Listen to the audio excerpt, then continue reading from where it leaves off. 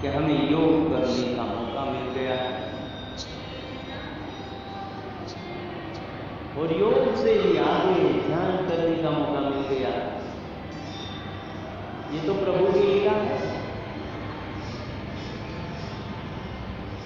हमारे शास्त्रों में लिखा है कि कीड़ी को कण और हाथी को मन,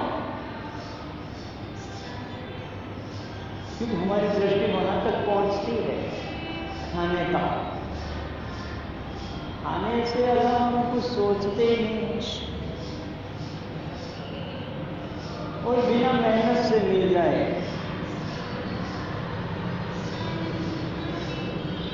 एक संत का प्रवचन में कई साल पहले सुन रहा था। पहले तो कैसेट थी,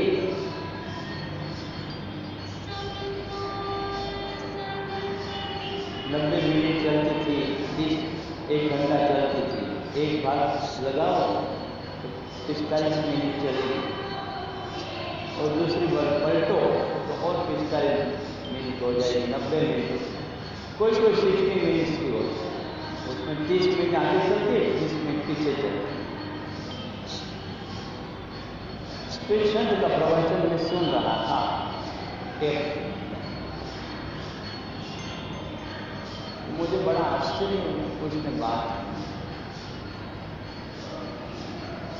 उसने कहा सब कुछ छोड़ दो, बस परमात्मा का नाम लो, परमात्मा स्वयं आपको खिलाने के लिए आ जाए।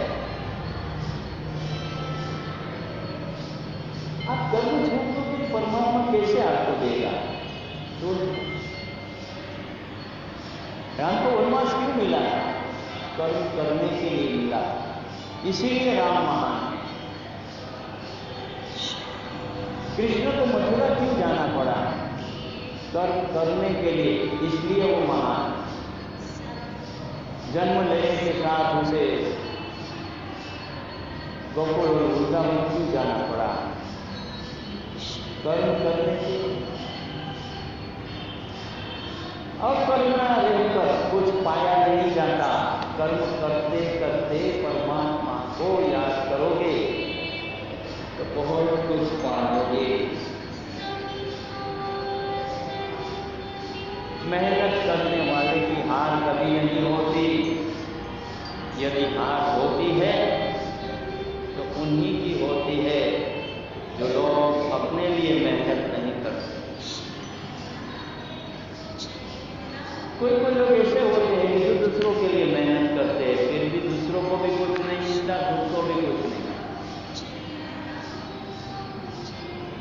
पहले अपने लिए मेहनत करो,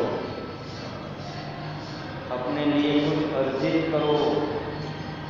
आप जिस साधु संत के पास जाते हैं, क्या ऐसे साधु संत के पास जाते हैं कि जिसके पास कुछ नहीं होता, खुद भी भूखे मरता है, वो आपको क्या देगा?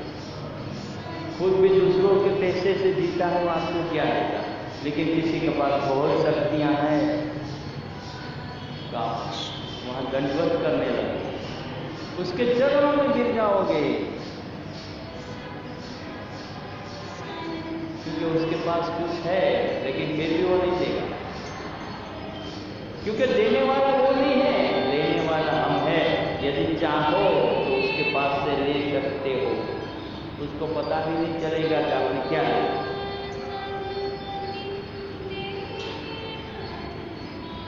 लेकिन वो शक्तियां आपके पास है।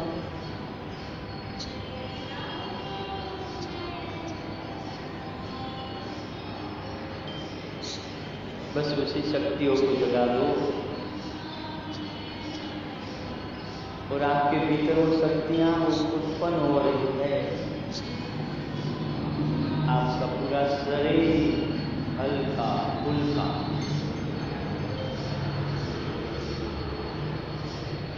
सारे कष्ट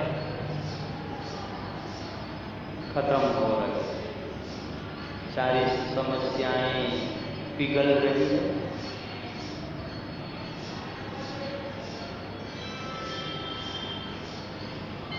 ऐसा सुंदर मौका, ऐसा सुंदर अवसर बार बार नहीं आता। हमारे लिए हर समय एक नई शक्तियों का जन्म देने की क्षमता रखता है। हर वक्त एक नई ऊर्जा का जन्म जो आपको और आपके परिवार वालों को सुखी करने के लिए पर्याप्त है।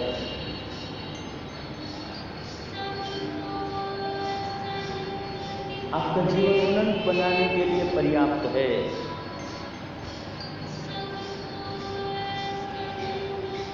ये आप ही के हाथों में है। आप चाहो तो उसे बढ़ा लो, नहीं तो अभी तक जी रहे थे तो उसमें नया क्या है। लेकिन ज्ञान का एक अलग प्रभाव, उनमें से जो शक्तियां निर्मित भीतर होती है वो शक्तियों को कोई रोक नहीं पाता। कोई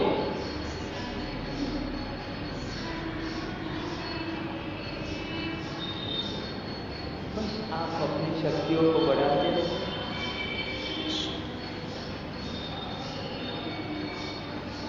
जैसे जैसे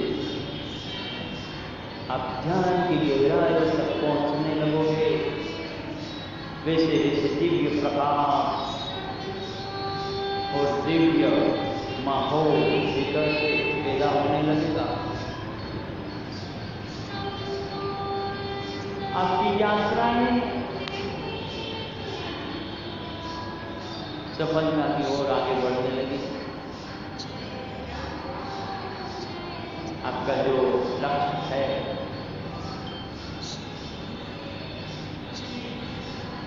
वो लक्ष्य की ओर आप आगे बढ़ रहे हैं। तो सन्यासी सबको ऐसा सिखा रहा कि बस कुछ करो नहीं, परमात्मा का नाम। तो 2-3 पागल उसे मिल गए,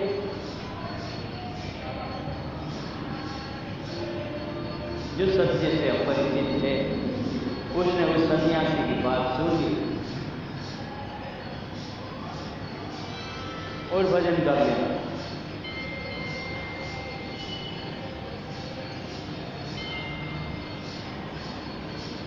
दो दिन हो गए, 3 दिन हो गए, 5 दिन हो गए, कोई खाना लेके नहीं आया।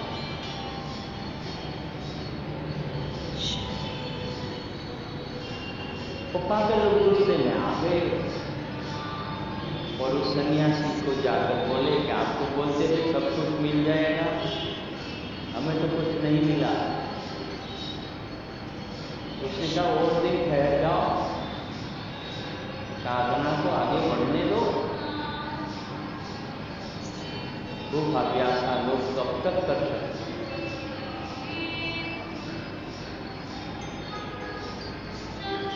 आखिर में उन लोगों ने ये छोड़ दी और मेहनत करने लगे। तो खाना भी मिला, पीना भी मिला और रहने का भी मिल गया। मेहनत करने लगे तो सब कुछ मिलने लगा, क्योंकि कर्मण्येवाधिकारस्ते मा फलेषु कदाचन। कर्म करते रहो, फल तो मिलता रहेगा। लेकिन यदि कर्म नहीं करोगे और फल की अपेक्षाएं रखोगे तो कैसे मिलेगा? यदि कर्म नहीं करोगे, अपने सांसों की शक्तियों को नहीं जानोगे, अपने हाथ पैरों की शक्तियों को नहीं जानोगे, परमात्मा ने जो वक्त हमें दिया है उस वक्त की कीमत नहीं समझोगे, तो कौन बचाएगा आपको?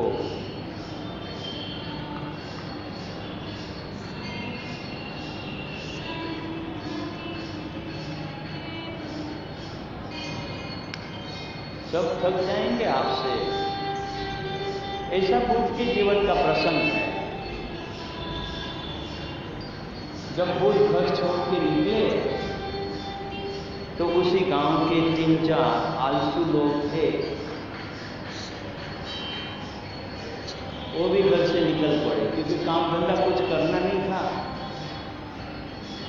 तो उसने कहा साधु बन जाएंगे तो कुछ मिल जाएगा। ये हकीकत की घटना उसके जीवन की, उसकी जीवनी में लिखा गया।